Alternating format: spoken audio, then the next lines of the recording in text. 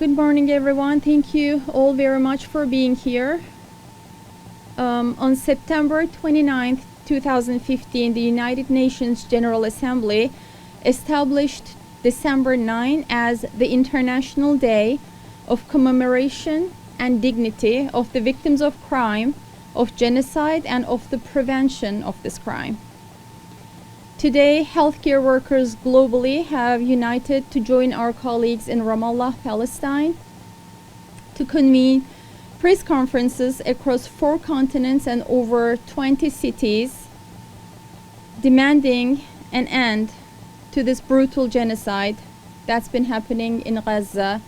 Today marks day 429. December 9, 2024, today also marks the 76th anniversary of the 1948 Genocide Convention, which defines and criminalizes genocide.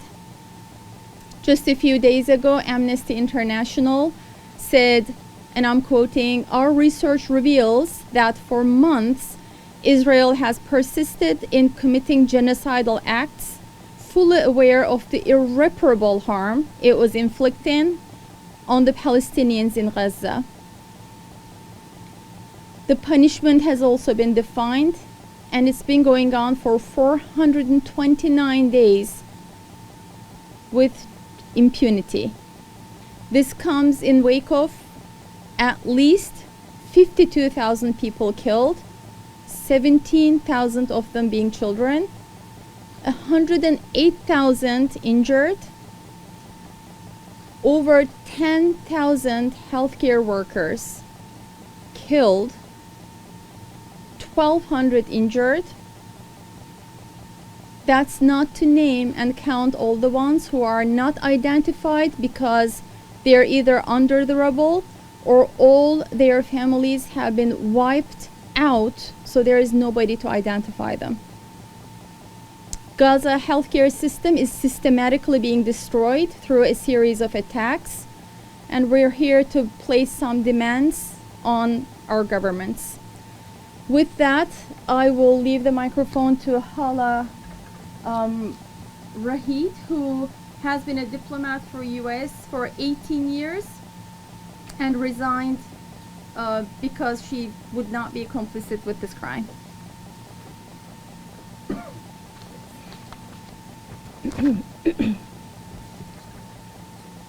Good morning, everybody. How ironic that we stand here today on the commemoration of a day to honor the victims of genocides, when we have all been witnessing for over a year a live stream genocide on our phones. The irony of the fact that the Convention on Genocide Prevention launched in 1948, but yet today, we, as citizens of the world, are not able to stop what is happening. And I can tell you, as someone that served the United States government for 18 years, someone that worked on diplomacy throughout the world on behalf of the United States government, I know why it's happening. It's when seemingly good people do nothing and choose to do nothing. When diplomats know and recognize and affirm that the US government is breaking US laws, is breaking international laws, yet choose to remain silent. So I have to say that it is an absolute honor for me today to be standing next to these heroes behind me and alongside all those around the world that chose to not only use their voice, but chose to use their bodies, their expertise, and actually go to Gaza and help those in need. And the fact that we're seeing such solidarity today in cities around the world gives me faith in humanity. But more needs to be done, because despite all of this solidarity, we're still seeing the ethnic cleansing of an entire population. We're seeing the forced starvation of an entire population. And yet, despite this, arms continue to flow. Now, I want to make one thing clear. We're focused today on international law, and that is absolutely critical because it's very clear on the prevention of genocide. But I want to add one more point, that this is all in violation of US law as well. And the politicians that sit not too far from here in Capitol Hill, they are willingly violating US law, as are members of the Biden-Harris administration. So for clarity, there are a few points that I want to make. There is Leahy law, which states that the US government is not authorized to send any military assistance to countries that commit gross human rights violations. There is ample evidence, not just from international organizations, but from US experts that have been silenced, documenting day after day, week after week, month after month, the gross human rights violations that are being perpetrated by the Israeli army in Gaza. Yet the arms continue to flow. There's also the Foreign Assistance Act, which states that the US government is not authorized to send military assistance to countries that inhibit humanitarian assistance from going to those in need.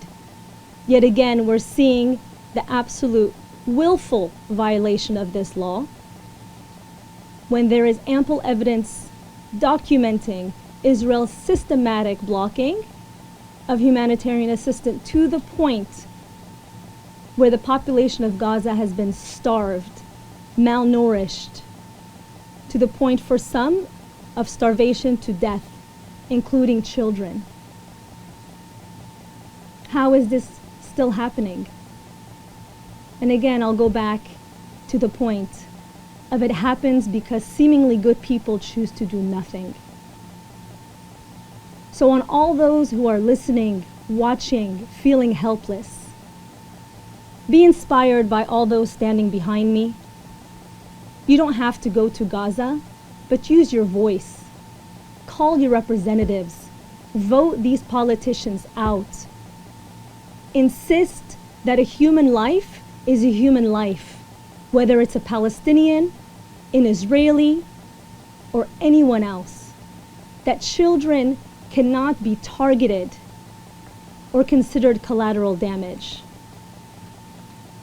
Now, I'm honored to, on behalf of healthcare workers, list some of their demands. And I hope that all those listening will support these demands in their own right. First and foremost, at the very basic level, global healthcare workers demand an end to Israel's genocide in Gaza, an immediate end. In Washington, D.C., here, the group of healthcare workers are demanding a few very specific and clear-cut demands. A complete arms embargo on Israel. And I'll add, this is in line, again, with US law. There are more that I didn't stipulate, but just the two that I already discussed should make this abundantly clear that it needs to be implemented as soon as possible.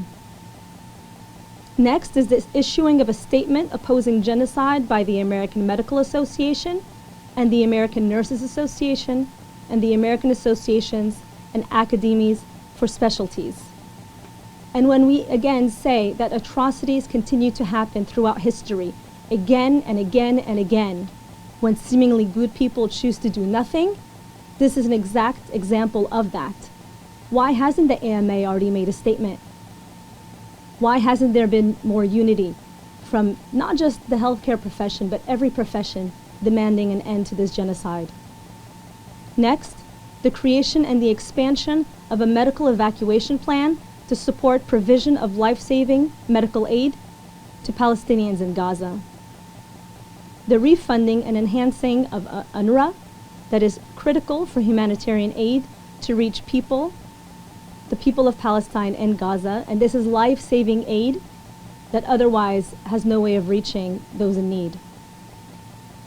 diplomatic sanctions on the Israeli government and its military officials, again in line with international law, the recognition of the state of Palestine, and the respect and application of international law, including the ICJ's ruling in South Africa versus Israel, and the application of the ICC arrest warrants on the war criminals of Netanyahu and Gallant. And with that, I'm going to turn it back over to these heroes behind me. Thank you.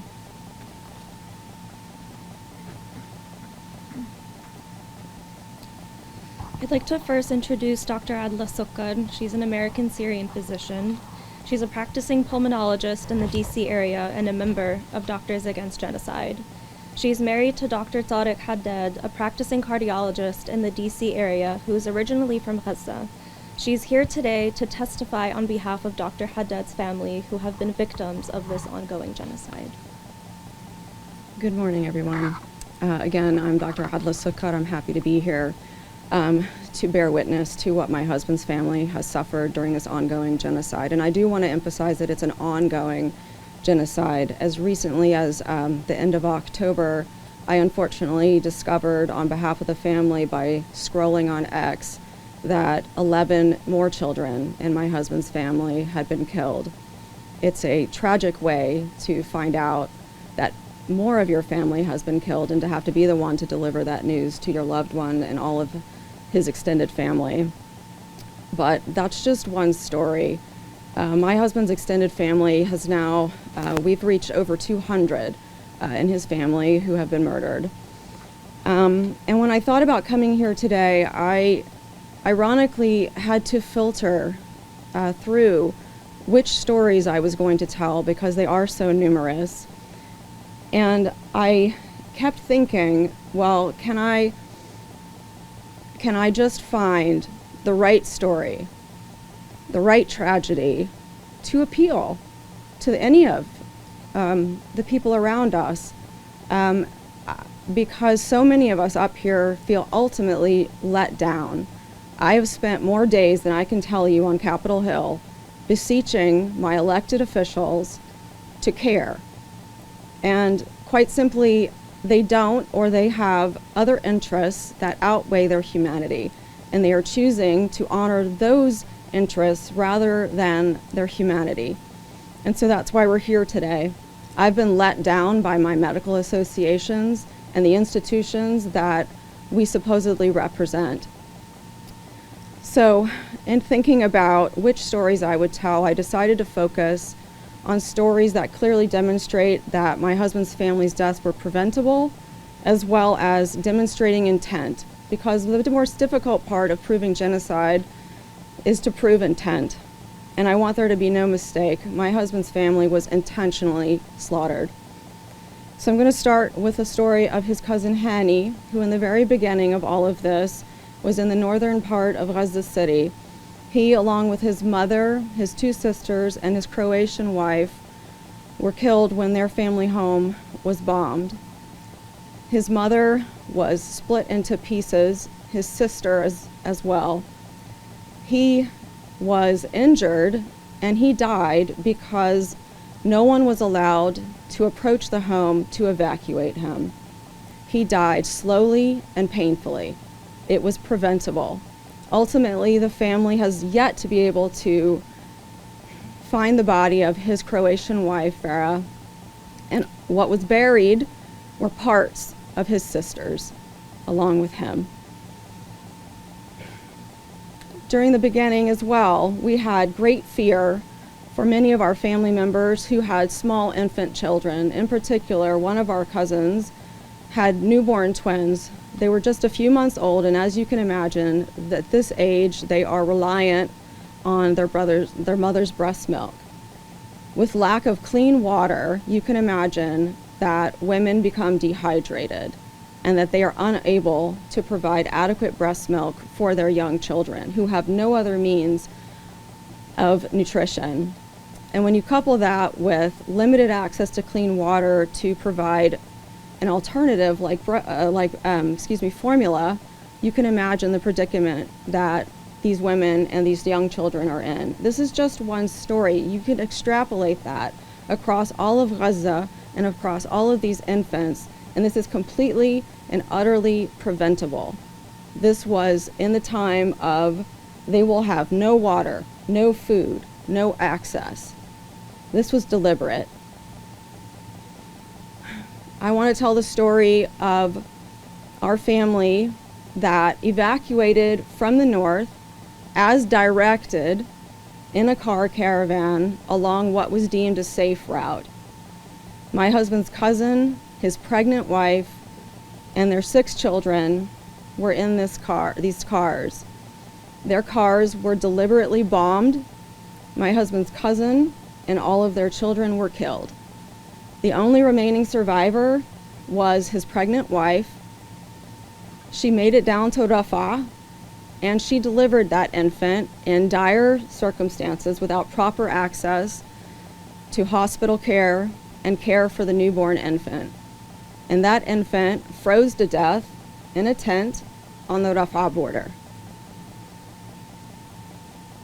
Sorry. Just this summer, my husband's cousin's son, 14, ventured out on behalf of his family to get bread, because that's what's available, bread. He was targeted by a drone. He was alone. I also discovered his death on social media as he lay in the street with pita bread surrounding him, bloodstained. The last story I'm going to tell is of some extended relatives. 3 elderly aunts in the extended family, on their own, in part of Gaza City, were approached by the IOF forces at 4:30 in the morning. 2 of the sisters came to the door and were shot on sight. The 3rd sister, wheelchair bound, was shot in the arm and injured. They left her there. She managed to call her family. The family was not allowed to approach the house to evacuate her, to retrieve the bodies of her sisters. We have 3 days of voice recordings of her slowly dying. She ultimately passed away from a preventable injury in the presence of her 2 deceased sisters who had been slaughtered. The family contacted the Israeli forces to let them know, well, now our aunt has died. Can we please retrieve the bodies of our loved ones? They burned the house down. So what was left was her wheelchair. That's it. So if that doesn't demonstrate intent, I don't know what does. This was a genocide months ago. It's a genocide last week. It's a genocide now. And it is utterly preventable, and it needs to stop. And my husband's family is just one family.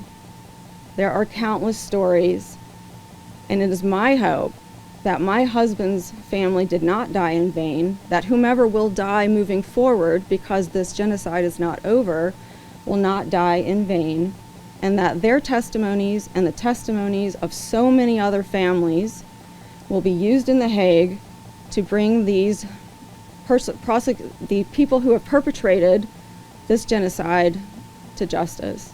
Thanks.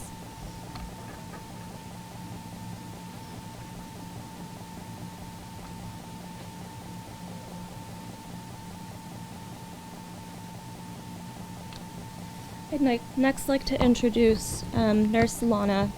She went on a medical mission trip to Gaza 10 months ago. She was one of the first U.S. nurses to take a trip to Gaza on a medical mission during this genocide.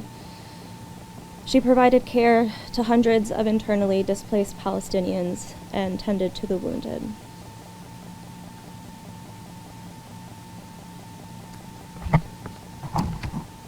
Hello, my name is Lana, and I'm not a public speaker. I don't belong in front of a podium. I am a nurse, and I belong at the bedside right now, actually. I'm supposed to be at work. But here I am for the 27th time to tell you about the honor and privilege, as well as the heartbreak of serving as a medical mission nurse in Gaza about 10 months ago.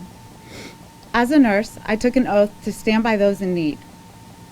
But what I witnessed in Gaza wasn't just a humanitarian crisis, and it wasn't a war, it was genocide. I witnessed the repercussions of 85,000 tons of bombs dropped on a population of 2 million people the size of Washington, D.C. I stood among a sea of hundreds of thousands of homeless civilians. I saw families that were shredded apart and a landscape reduced to rubble. This is all part of a calculated campaign to erase a people. Israel has murdered 250,000 people within a year. I do want to say, as a witness to Gaza's destruction, the most important voices and testimonies should be from the people of Gaza. They should be the ones standing here to speak their truth. But their voices have been silenced through bombs, through blockades, through oppression, through propaganda, through media bans. So now it's become my moral obligation to speak on their behalf as a witness. Today, there are 0 fully functioning hospitals available in Gaza, 0. Every single hospital has been bombed or cut off from supplies or electricity. I treated patients who arrived in relentless waves, many too far gone to save, and it wasn't because we lacked skill or compassion, but it was because of the level of violence combined with Israel's blockade on aid that collapsed the infrastructure of the healthcare system there. Doctors and nurses were forced to make difficult decisions, choosing which lives to save and which to let go, not because they lacked the will, but because the world allows Israel's inhumane blockade and bombardment to continue. Hospitals already under siege were running on fumes. No supplies, no electricity, no medicine, little to no staff, barely even having the space to grieve, let alone bury their dead. Israel has deliberately killed over 1,000 healthcare workers. Some were even raped and tortured to death. This Holocaust is being live streamed in real time online, and the Israeli forces have no shame in boasting about it on TikTok. Yet the world remains silent. Despite the horror and devastation I've witnessed, I've also witnessed an unbreakable resilience and humanity.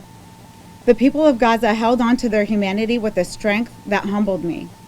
I worked alongside healthcare heroes who continued to save lives even after losing their own spouses, children, siblings, parents in a single airstrike. And while grieving their own losses, they continued to show up every day, determined to save one life, even if that meant costing them their own. Exhausted doctors and nurses, also victims of genocide, consistently offered me their last scraps of food in the midst of famine. I've never met a more selfless and generous group of people. But let me be clear, their resilience does not absolve us from taking action. This is not just about Gaza. It's also about the silence that threatens all of us. What is happening in Gaza isn't just a tragedy for Palestinians. It is a threat and a warning to all of us. It is a litmus test. What we allow to happen there gives Israel and any other oppressor encouraged by our silence the green light to carry out similar atrocities elsewhere. I cannot unsee what I saw, and you should not unhear what I'm telling you guys. To my fellow healthcare workers who remain silent in the face of this Holocaust, where's your humanity? How can you turn away while an entire population is denied the right to life? You took the same oath that I took to preserve life and to do no harm, but your silence betrays that oath. Silence in the face of genocide is complicity. The world must not look away as Gaza bleeds. This is not just Gaza's fight, it is the world's fight. The time to act was a year ago. The future will judge us by how we respond to this moment. So be the one to stand up and not stand by. Demand a ceasefire now, demand justice now, because if we fail Gaza, we fail humanity. And that's all I've got to say.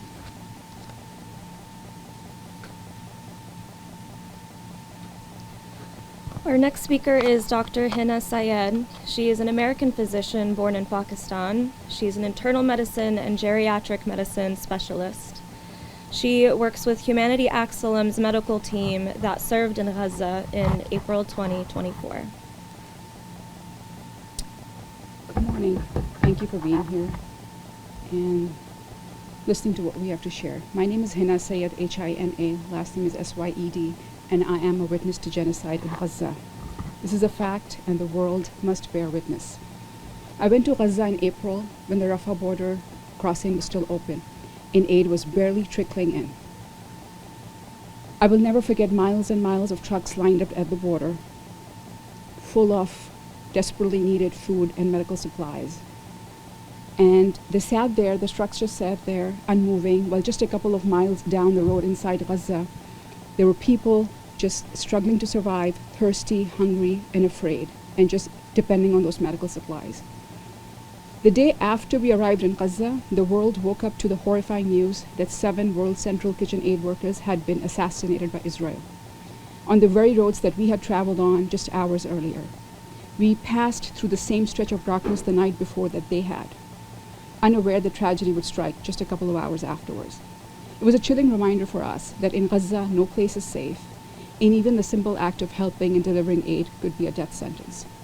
And I ask, has anything changed after that?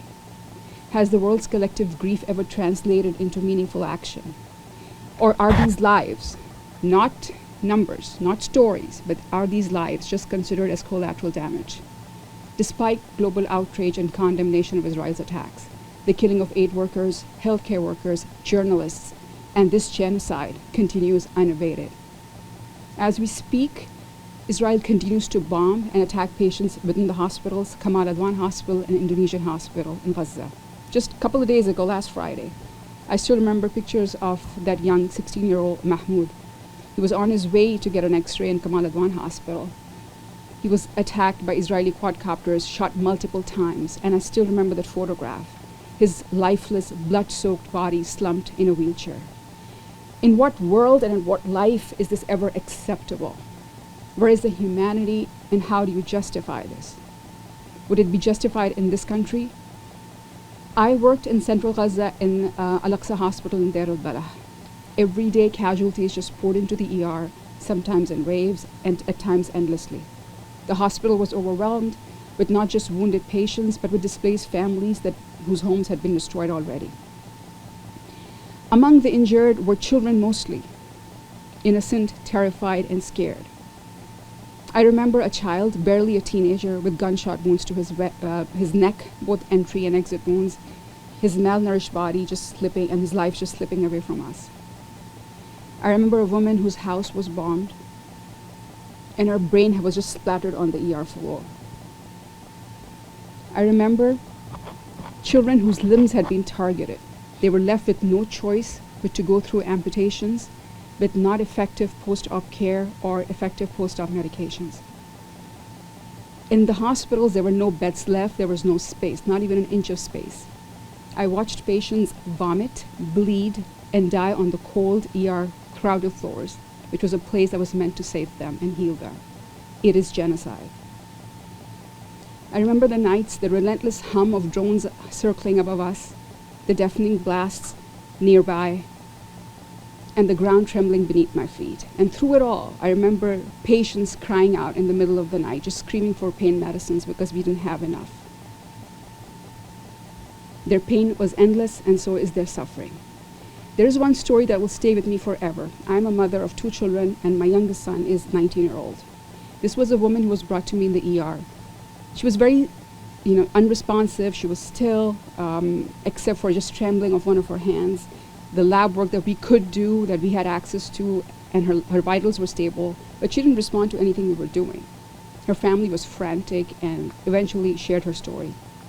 About 30 days previously, her house had been bombed, and her 19-year-old son had gone to check on that home.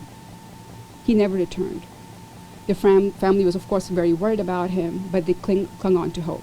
The day she was brought to the ER in front of us, the family decided to go back and check on their home. And there, when they went there, among the ruins, they found a body.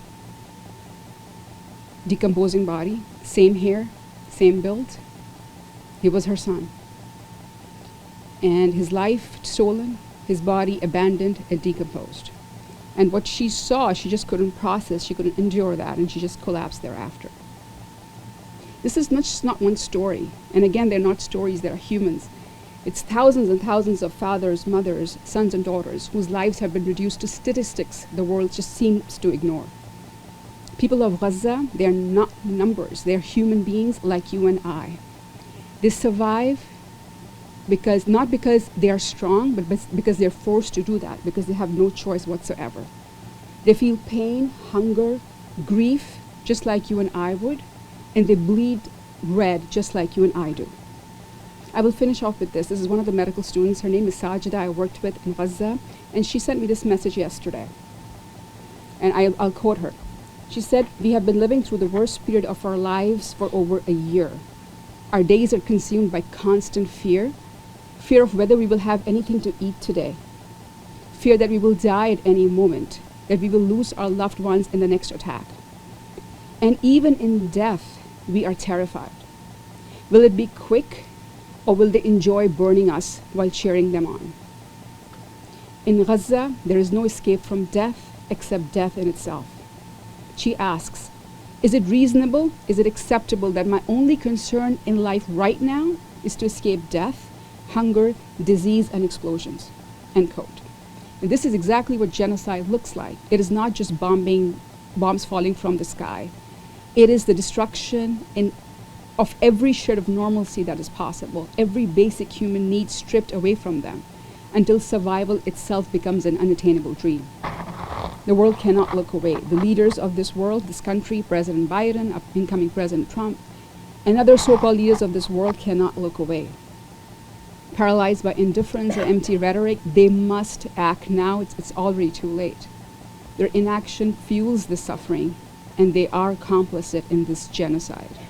The responsibility to end these atrocities rests squarely on their shoulders. Enough is enough. Thank you.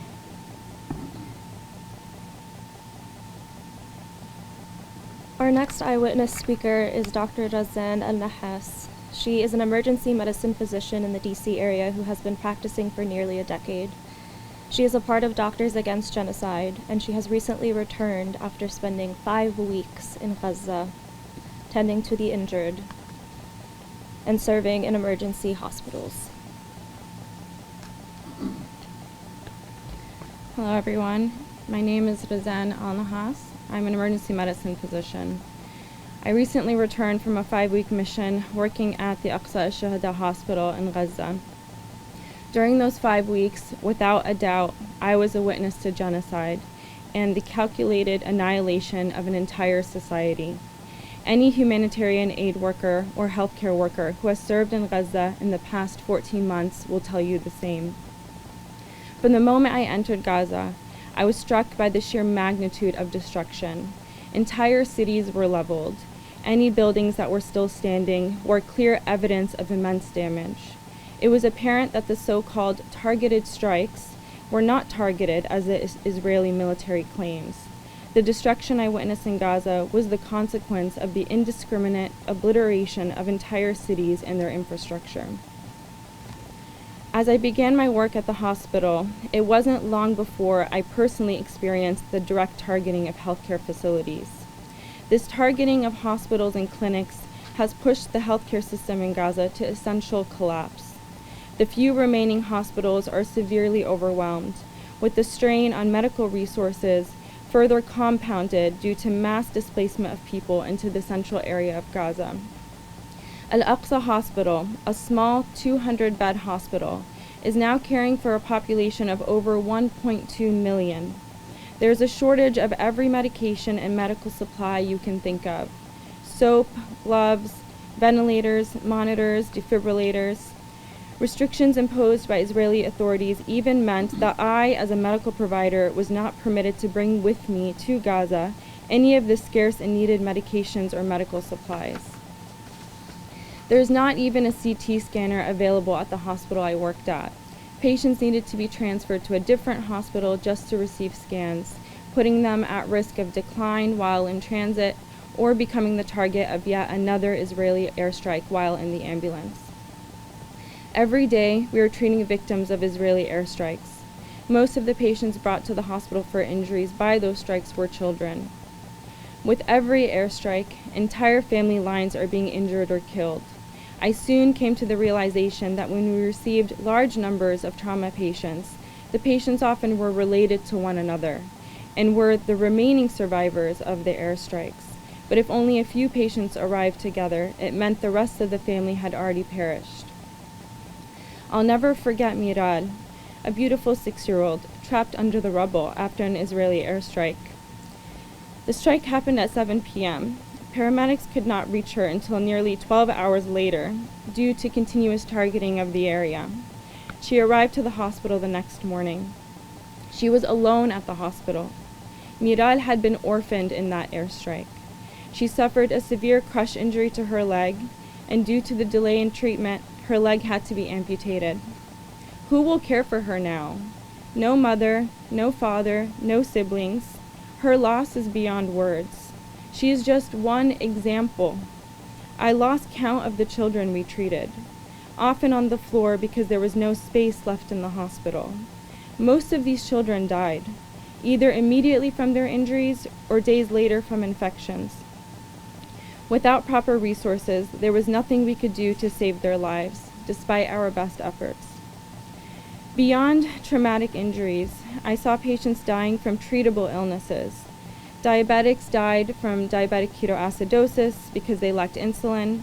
Cancer patients faced worsening disease with no access to treatment.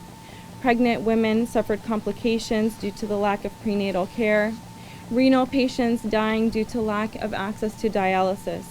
It was devastating to watch so many patients die of conditions I knew I could have treated if only I had the proper resources. Each death was a preventable tragedy, a consequence of a calculated, systematic deprivation meant to erase a population. Every person I met in Gaza, without exception, had been displaced multiple times, 7, 8, 9 times, sometimes more. They are living in tents, oftentimes makeshift tents, with only sheets or curtains separating them from the elements. No reliable access to water, and sewage flooding the streets. The spread of communicable and infectious disease is rampant. After over a year of war and displacement, the clothes and shoes people initially left their homes with are now worn. It was a common sight to see children barefoot. As the nights grew colder during my time there, I dreaded what winter would bring. I fear many children in Gaza will die of hypothermia. The famine and starvation in Gaza only continues, with the continued blockade of aid entry. I witnessed this firsthand. There is no amount of meaningful aid entering Gaza. Feeding one's family is a daily struggle. Markets are sparse, prices are inflated. The cost of a 25-kilogram bag of flour rose from an already unaffordable $100 to $400 in my time there. The blockade is deliberate. Before the war, 508 trucks entered Gaza daily. During my time there, some days, not even 5 trucks crossed into Gaza. While working at Al-Aqsa Hospital, I met Dr. Sally. Dr. Sally is an ICU physician who had been displaced multiple times with her husband, also a physician, and their 3 children. Her eyes welled with tears as she shared with me her greatest anguish. More than the bombs, more than the drones, more than the shootings, what tormented Dr. Sally the most was her daily struggle of figuring out how and what she was going to feed her 3 young children. This struggle is consistent among all those living in Gaza. I could speak for hours and hours about the devastation I witnessed and still not scratch the surface. We as Americans have not only allowed this massacre to continue for over a year, but we are complicit by funding and arming this genocide, despite it being a breach of existing U.S. law. Those of us that have gone to Gaza, we serve as first-hand witnesses of the reality on the ground, as even foreign journalists and investigators have been unprecedentedly banned from entering. Our testimonies are irrefutable. The reports from medical workers that have volunteered in Gaza are consistent. Those who have not been to Gaza have no basis to contradict what we have seen firsthand. There is no debate to be had between people who have been there, medical volunteers from all around the world who have shared consistent reports, with those who have not. If anyone from anywhere in the world could go and see what I saw, they would with no doubt reach the same conclusion as we have. This is genocide. Thank you.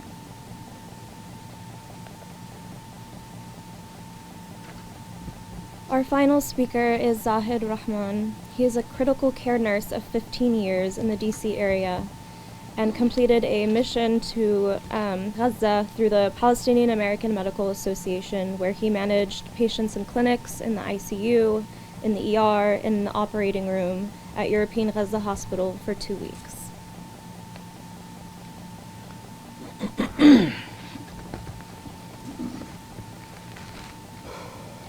Today I stand before you guys with a heavy heart, bearing witness to the unimaginable struggles faced by the people of Gaza. This past March, I had the privilege of serving as a humanitarian healthcare worker in this besieged territory. My experience there has left an indelible mark on my soul, and I'm compelled to share it with you guys today. Gaza is a place where hope and despair coexist. I saw firsthand the devastating impact of genocide, poverty, lack of access to basic necessities like healthcare, water, and sanitation. The hospital I worked in was overcrowded, understaffed, and struggling to cope with the influx of the wounded and the sick. I also witnessed the resilience of the Palestinian people, who, despite facing unimaginable hardships, continue to show remarkable courage and determination. As a healthcare worker, I was deeply moved by the stories of loss, suffering, and resilience. As a critical care nurse and a father of 3, I would never want my children to experience what the children of Gaza have been experiencing for over a year, which Amnesty International just recently called a genocide. Genocide now has a face, and I saw it in Gaza. Everyone is now talking about Syria, but I can't stop thinking about what I witnessed when I was in Gaza, where I saw at least 3 children assassinated by Israel. I'll never forget a 13-year-old girl. A 13-year-old girl who Israeli soldiers shot in the abdomen while she was playing outside. I'll never forget the 17-year-old Palestinian boy who was also shot in the abdomen by Israeli soldiers and was bleeding out due to the shrapnel left in his body, and my job was to try to keep him alive. I'll never forget the 14-month-old baby burned by Israel with 3rd-degree burns, and she died while she was on life support. I'll also never forget seeing 2 Palestinian boys trying to dig their family out of rubble after Israel bombed their home. I'll never forget hungry families in Gaza trying to share the little food that they had with me while Israel was bombing all the food aid trucks. I'll never forget Israel's destruction of people's homes, schools, and businesses. I videotaped some of this while I was out there myself. And people said it was bad, but it was actually worse. I have a friend, I'm going to leave her name out. She's also a nurse at European Gaza Hospital. She lost a younger brother when the family was forced to move multiple times due to displacement, and they no longer know where he's at or how he's doing. They don't know if he's alive or if he's dead. It's the face of a child who's lost their parents, their home, and their sense of security. It's the face of the mother who has chosen, who has to choose between buying food or medicine for her sick child when there is aid or food or medicine available. It's the face of a father who has lost his livelihood and his dignity. Genocide right now is not just a concept. It's a harsh reality that has ravaged the lives of innocent people. Gaza's crisis is not just a humanitarian issue, but a moral imperative. We must acknowledge the inherent dignity and worth of every human being, regardless of nationality, religion, or politics. We must demand action from our leaders to lift the blockade, ensure access to basic necessities, and support the rebuilding of infrastructure. We must recognize the critical role of humanitarian workers who risk their lives to provide care in the most challenging conditions. As I stand before you today, I urge you to remember the faces, the stories, and the struggles of people of Gaza. Let us work together to break the silence, challenge the status quo, and advocate for justice, compassion, and humanity. The people of Gaza deserve our solidarity, our voices, and our actions. We must be the voice for the voiceless, and we must act now. Thank you.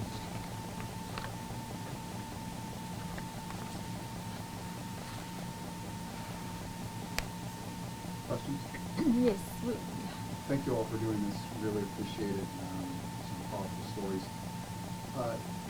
Can some of you talk about sort of all these narratives that you talked about, these powerful stories that you've witnessed, why you feel Americans, members of Congress, aren't doing more, aren't acting to the things that many of you have seen in person? You can all speak to it if you want to start, and whoever wants to answer. I mean, I've spent a lot of time on Capitol Hill. I've spoken to a lot of staffers.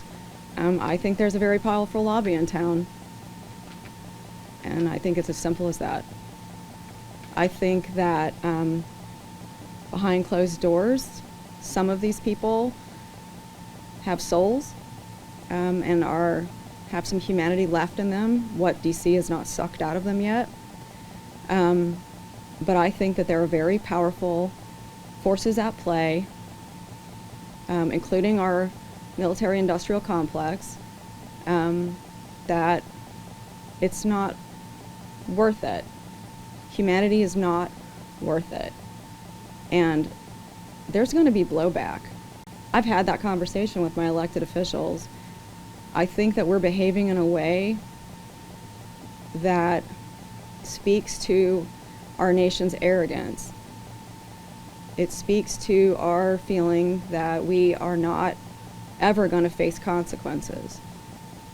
I say that as somebody who was in a hospital that evacuated patients in order to make room for what we hoped were going to be survivors after 9/11. Okay? So I hope that that day doesn't come again. But I just think that we're acting from a place of impunity, from a place of others' interests, and we don't think there's going to be a price to pay. And we measure that in resources and dollar signs, and we're not measuring our futures by our morality, by the futures of our children and our grandchildren. And I'll tell you, I mean, I'm midlife,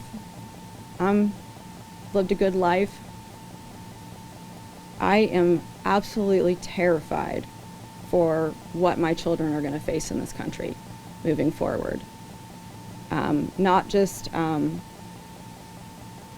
kind of lack of freedom they're going to experience because of the erosion of even our abilities to speak out when we see things that are wrong. I mean, I'm not here talking about what institution I work for. There's a reason for that. I worry about what sort of experiences they're going to have on college campuses. I worry about what careers they'll take. I worry about what sort of life they're going to face. And of course, I worry about what our foreign policy will mean. We have a penchant for loving certain rulers around the world as long as they fit our interests. And then we love them, and then we hate them, and then we love them again. And we're seeing that play out. And there's a price to pay, and we're going to pay the price. Spoken about blowback, and I'm wondering if any of the medical professionals up here, oh, I know your experience is slightly different, any of the medical professionals can talk about any kind of blowback that you've suffered professionally, any kind of accumulations you face as a result of your testimony here, and then I personally haven't yet, but I do know of 2 people who have lost their jobs. I'm not going to give their names. Those are their stories to tell. Sadly, we're afraid to speak on it, right? Because we don't want to be victims. So I think that's sad right there. Other job. Can I answer your question? Sure, and I have another follow-up for you as well. So I'm gonna be very blunt. Again, as someone who worked inside government for 18 years, there's profit in war. That's the bottom line. And if you look at our nation's recent history, it's been war after war after war after war. But why? Because weapons need to be sold. I worked at the U.S. Embassy in Doha, Qatar, and I saw the weapon sales. I also saw Leahy vetting law being applied, right? There is supposed to be a systems of checks and balances where there is profit from war, but at the same time, you are supposed to enforce human rights laws. That is non-existent right now because of various issues, including Citizens United, which basically allows dark money into our political system, that at this point there is institutionalized corruption in the United States. As an American diplomat, I was never allowed to get any type of donations. Me and all other diplomats were an open book. Yet the politicians that are deciding whether or not arms are sent to Israel directly profit from campaign contributions. And not just AIPAC, the broader pro-Israeli lobby, but also the arms industry. And when you have the pro-Israeli lobby and the arms industry together, it is an absolutely lethal combination. Where I have also walked the halls of Congress, and behind closed doors, people will tell you, we know we're violating U.S. law. Is this the United States of America? Where our elected representatives are admitting that we're violating U.S. law, yet they'll continue to do it? But I want to take it one step further. It's easy to point to the politicians, but we have to take it back to the individual as well. As a diplomat, my coworkers chose to stay silent. They saw what was happening. They understood the gravity of the situation. They also knew that fundamentally, this was a failed policy. It wasn't keeping Israel any safer. It was causing a generational cycle of violence that ensures a destabilized Middle East for years and years to come. They know it. Yet, for their own career advancement, and I'm going to be blunt, for their own career advancement, they'll go along. This is why I'm so inspired by everybody here today. Because there are times in history where you cannot go along. This is why the Genocide Convention was written. For moments like this. Yet the fact that the vast majority choose to go along, choose to stay silent, whether it's for a promotion or to pay their mortgage or whatever it may be, is exactly why atrocities in the past were able to happen. Well, just to follow up, do you think there will be a change with the incoming Trump administration? I know that you resigned from the Biden administration. Yeah. Do you feel as though, and anyone else who wants to address this as well, do you think that the Trump administration will have a different policy that you can get behind that will illustrate and perhaps challenge this thinking that Americans and others on Capitol Hill seem to have? Look, I can't pretend, and I think anyone that tries to pretend what President-elect Trump is going to do is just fooling themselves. I think he's an unpredictable character, and I served under him when I was the head of the political economic section in South Africa in our U.S. consulate in Durban, and he is an unpredictable individual. I can tell you that one of the things that I was reporting on significantly when I was still in the State Department is the fact that this policy, talking about blowback, is a threat to U.S. national security. It is a threat to our diplomats serving overseas. It is a threat to our troops. We saw 3 members of the Department of Defense killed in Jordan. So when we as diplomats were saying this is a threat to the United States, why are you putting the interest of a foreign extremist government ahead of that of the American people? That was going to deaf ears. So I'm holding out a little hope that perhaps the new administration will take, if not the fact that it is a genocide, at least the fact that it is a threat to U.S. national security more seriously, even for that level of interest to try to act. Anybody else?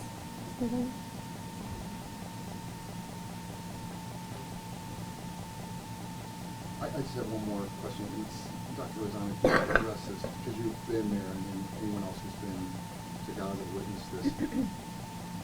What would you say to Americans who are spot, who don't believe this, who think that these are exaggerations of things that you've seen? Because I've done reporting on this for several months, and there are people who say these things. What do you say to them directly? For what you've witnessed and seen as a doctor on the ground there, what do you say to those people who have these doubts? This is the most live-streamed genocide conflict in history. And the things that I witnessed, I knew these things were happening before I went. But now that I have gone, as have many of my colleagues, we cannot refute this. We cannot say that this is not happening. And I'm honestly at a loss of words for people that will continue to deny that this is actually occurring, or that these stories are fallacies.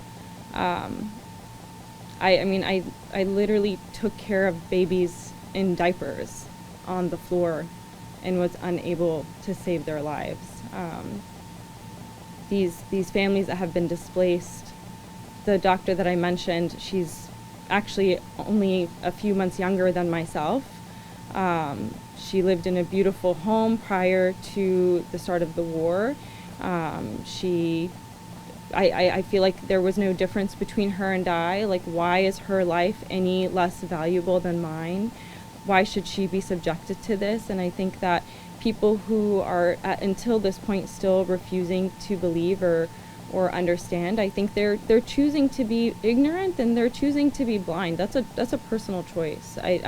I actually can't comprehend it, and I can't understand it, and I don't know what more we can say to make it very clear that this is real, that this is a genocide, that, you know, tens of thousands of people have been murdered, and, you know, millions displaced, and it will continue if we don't put an end to it yesterday. And I don't know if anyone else has anything else to say to this. I actually feel like there's not much for me to say to people who are choosing to be blind. I say go there for yourself and see it. Go. And if you can't get in, ask yourself why. Why won't Israel let press in? Go there for yourself if you don't believe it. And that's what I say to the ones who don't believe that this is happening.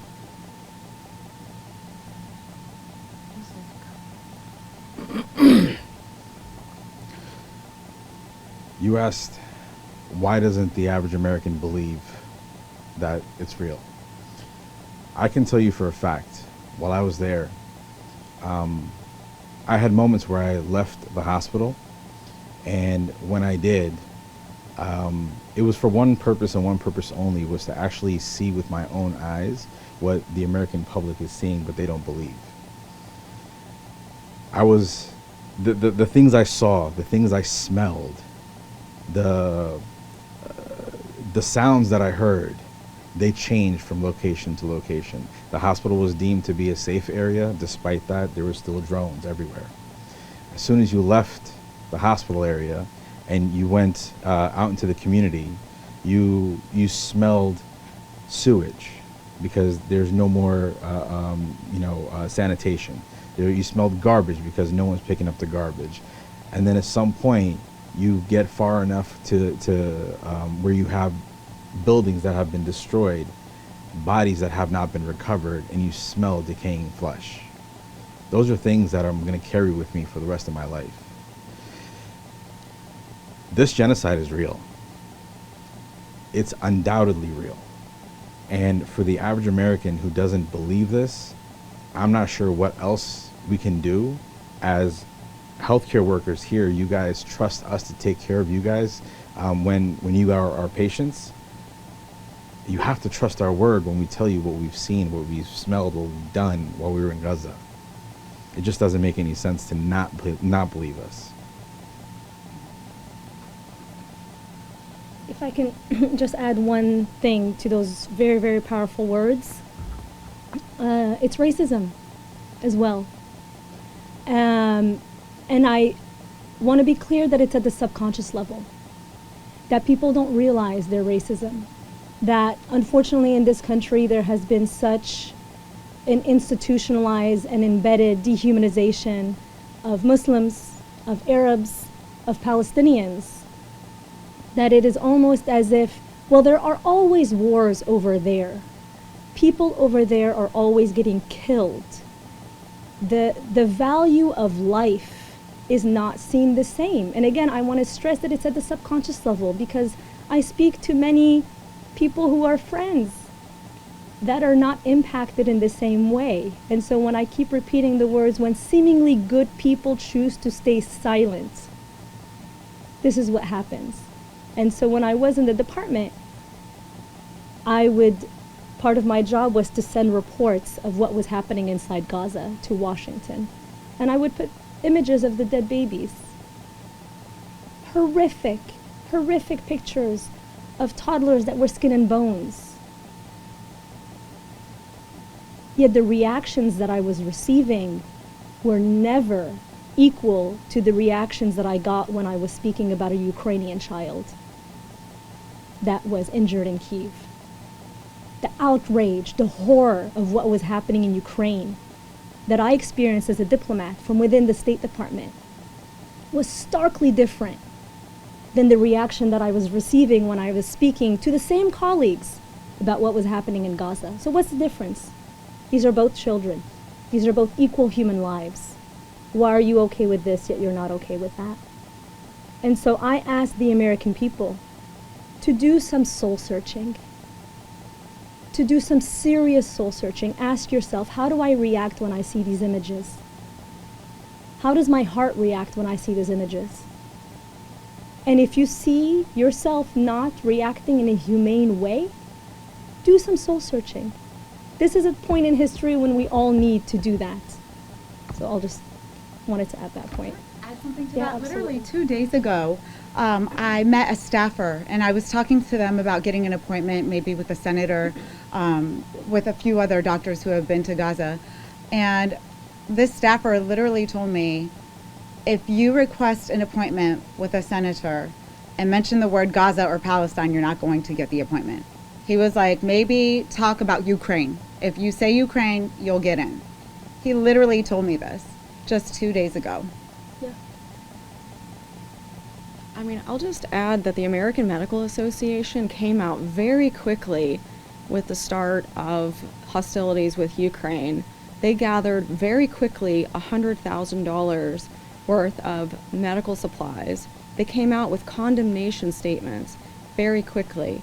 AMA has been utterly silent and have shut down efforts, some of which my group has been part of, to try and get any sort of statement out, okay?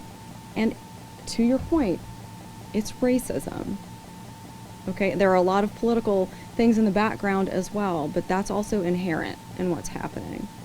A Muslim child, an Arab child, a child that doesn't look blonde and white does not get the same kind of sympathy. And I've got news for everybody. You know, I invite the American public, you want to see what, not that it should matter, but Arabs are very diverse, okay? It's ridiculous that it should take someone like my child, who just so happens to be blonde and blue-eyed, but guess what? He's Arab by ethnicity, okay? Would that have helped?